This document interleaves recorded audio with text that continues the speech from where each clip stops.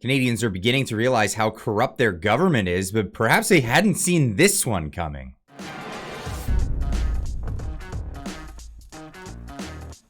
The RCMP commissioner was set to testify before the ethics committee on why police couldn't pursue criminal charges after Justin Trudeau blocked information being released to the RCMP. This is concerning the SNC Lavalin scandal.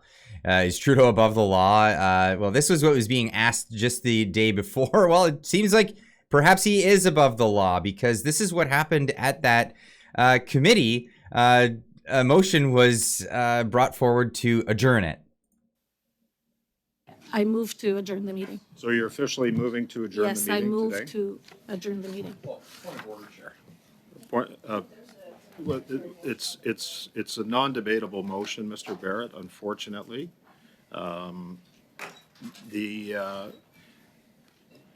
Were you asking this on a point of order, Madame Fortier? You were just making a...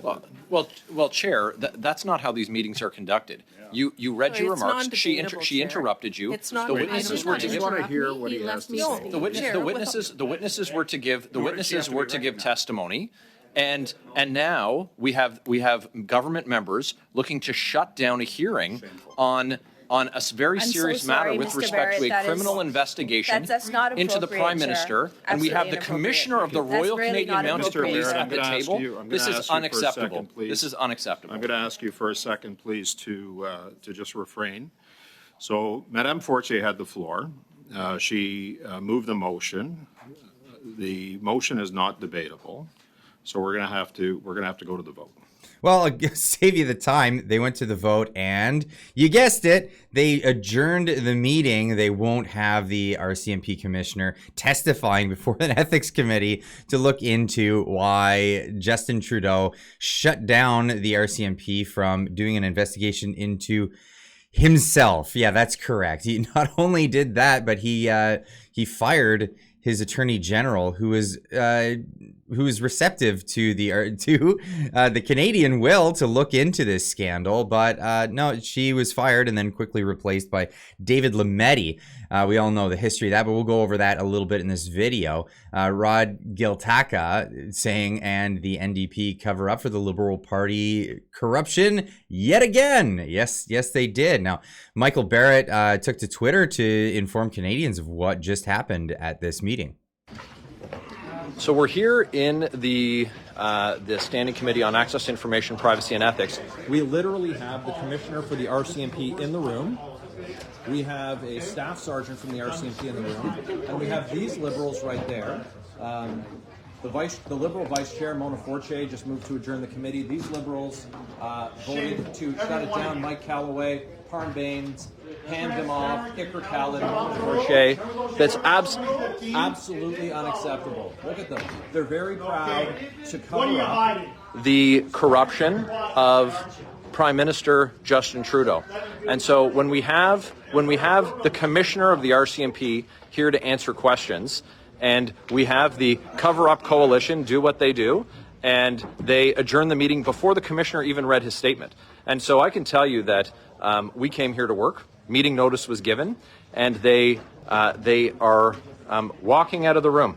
They're running with their tail between their legs because they're trying to protect a Prime Minister who refused to release information that the RCMP had requested, hiding behind cabinet confidence. Now, the purpose of cabinet confidence, of course, is so that ministers are free to discuss decisions and the details of the discussions aren't released to the media. But what they've used to cover up crimes. The cabinet confidence provisions for in this case is to conceal information from the RCMP to prevent them from being able to fully investigate the obstruction of justice charges that they were looking at the time.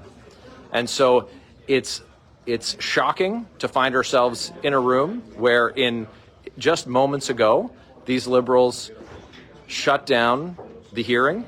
And so we had the Commissioner of the RCMP. He was right there just a moment ago. And that's what transparency and accountability looks like after 8 years of Justin Trudeau. I can tell you, for our democratic institutions, this Prime Minister is just not worth the cost, and we're going to have more to say about this. Absolutely. Just not worth the cost. Vesper Skill pointing out on Twitter, the government that promised the most transparency shuts down the committee investigating credible testimony from the RCMP of government corruption. You can't make this up.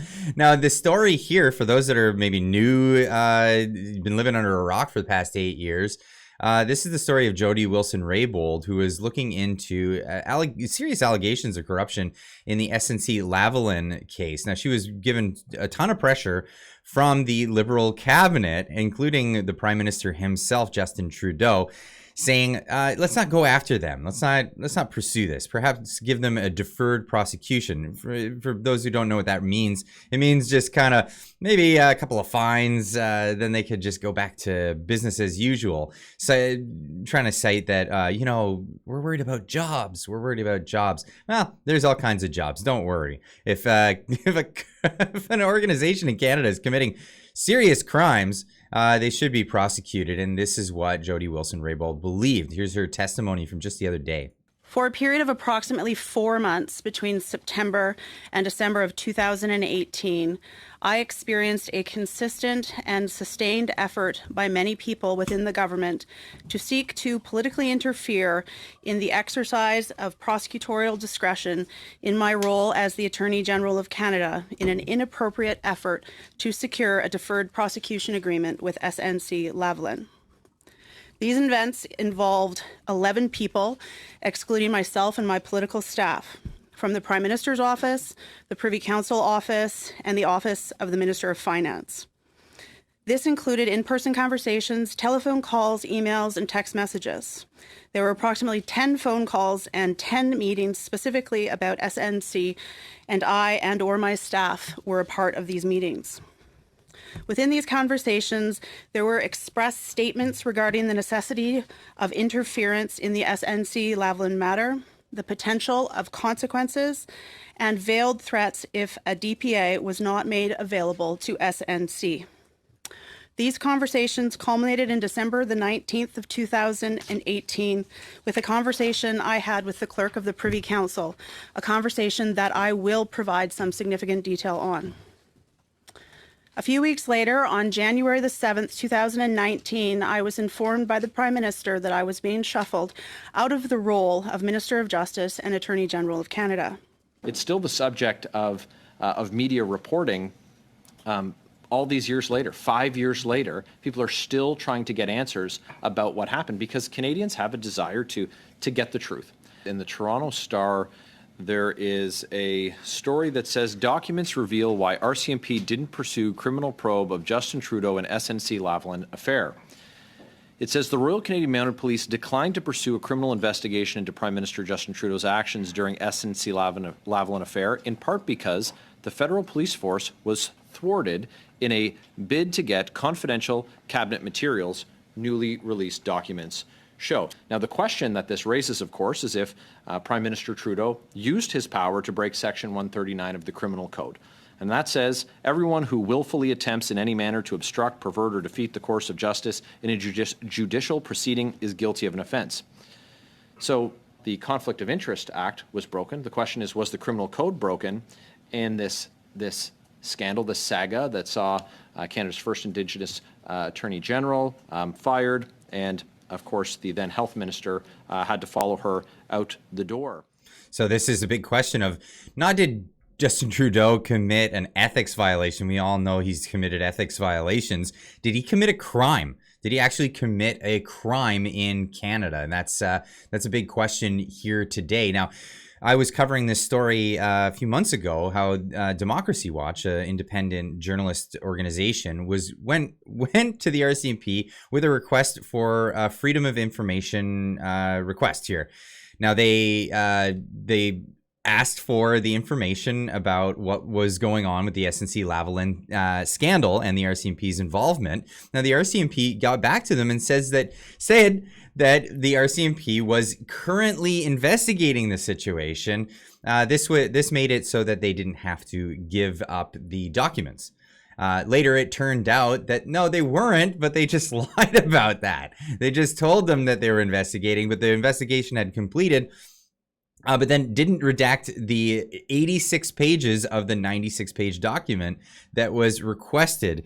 That's still in limbo, by the way. They still haven't gotten there yet. But the RCMP confirms it misled Democracy Watch with letters saying its investigation of obstruction of SNC-Lavalin prosecution by Liberal cabinet was ongoing. Investigation ended in January. So the RCMP concluded there was insufficient evidence to substantiate a criminal offense. That's what they came to the conclusion of. We were hoping to find out some information about that from our commissioner in this ethics committee. That did not happen, though, because they adjourned it. RCMP needs to explain how incorrect May 25th letter was sent to Democracy Watch and to disclose the 86 pages now that it withheld about the investigation, because that's what we're entitled to here as Canadian citizens. Now, Pierre Poilievre chimed in on this. Breaking, the NDP Liberal coalition just voted to silence the head of the RCMP, who was set to testify about how Trudeau blocked a police investigation into the Prime Minister. That's correct. Trudeau blocked a police investigation into the Prime Minister. Trudeau blocked an investigation into himself, for which it would appear that he looks guilty over this matter. Now, Larry Brock went to his YouTube channel to express his concern over this. This time it was the Ethics Committee. This time the chair, the Conservative chair, called an emergency meeting to hear from the RCMP commissioner, particularly around the circumstances as to why they concluded that there was no reasonable and probable grounds to lay a criminal charge against the sitting Prime Minister Justin Trudeau with respect to his handling of the SNC scandal. We all remember that particular scandal. This is the scandal that resulted in the firing of our first female Indigenous Attorney General, Jody Wilson-Raybould, because she had the courage, the conviction, and the strength to be truly independent from her caucus, from the reason why this is such a big deal and why they keep saying this is because Justin Trudeau made it a big deal back in 2015, why he hired who he hired for the cabinet. Now, he gave this position to Jody Wilson-Raybould, the first female Indigenous Attorney General of the country, to which when she did her job and was pursuing this, she didn't go along with the corruption that Trudeau wanted. He subsequently fired her and replaced her with a plain Jane old white guy, David Lametti, who was happy to go along with this, by the way. The Prime Minister and deny the request, the excessive request, the pressure exerted on her to consider a deferred prosecution agreement with respect to the corporation known as SNC, a Quebec-based corporation who is facing corruption and bribery charges in the country of Libya. But in this particular case, we wanted to hear from the RCMP as to why they concluded that the investigation could no longer continue. In particular, there was recent reports to suggest that the RCMP were completely stymied by the Prime Minister himself in refusing to release required documents to allow the RCMP to continue their investigation. And if you remember, it was the Ethics Commissioner, the former Ethics Commissioner, Marcel Dion, who also faced a similar backlash against his Prime Minister when he too requested documentation to further his investigation into this matter. Notwithstanding, however, Commissioner Dion was able to conclude that the Prime Minister had violated the Conflict of Interest Act, not once, but actually twice. So in this particular case, we wanted to hear from the RCMP Before we even heard from the RCMP commissioner, we heard from the Liberal chair on the committee. She brought a motion to adjourn on the basis that they received short notice. The notice was actually received by all committee members last week. It was clear the RCMP wanted to participate. The RCMP had a statement ready to give. He was denied that opportunity. There's no clarity, there's no openness, there's no transparency with this particular government. We, as Conservatives, demand answers. You, as Canadians, demand answers. We will continue our pursuit for the truth. Stay tuned. Yeah, this is not about partisanship. This is about Canada, and this is about corruption in our government. We're seeing it at the top levels of our government, the very tippy top, the Prime Minister's office itself. And well, this is where we're at. This is where we're at. So if you thought things couldn't get any worse, well, it keeps getting worse, and it keeps getting more brazen and blatant. So I'd just love to hear what you guys have to say. Leave a comment in the comment section down below. Let me know what you think about how crazy this is getting, how absolutely absurd it has gotten here in Canada. We are looking like a banana republic, less like a parliamentary democracy at this moment. Anyway, leave a comment in the comment section down below. Let me know what you think, and we'll see you in the next one. Keep on trucking.